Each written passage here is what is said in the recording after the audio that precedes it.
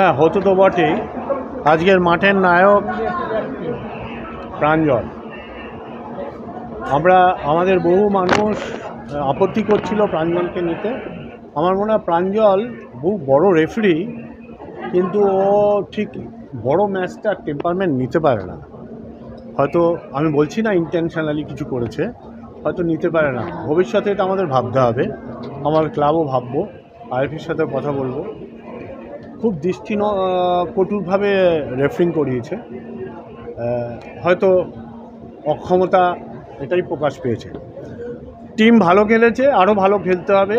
সবে 2টো ম্যাচ খেলেছে, 3টে ম্যাচ। ডার্বিটা একটু পরে হলে হয়তো ভালো হতো, আরও ভালো ম্যাচ খেলা যেত।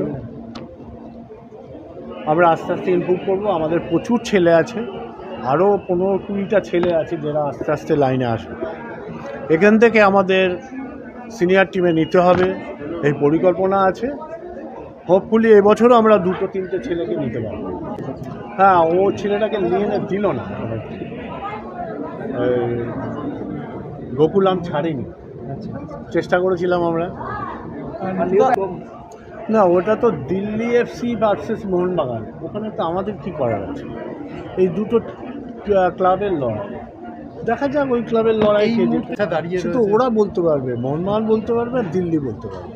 Who am I to say any comments now?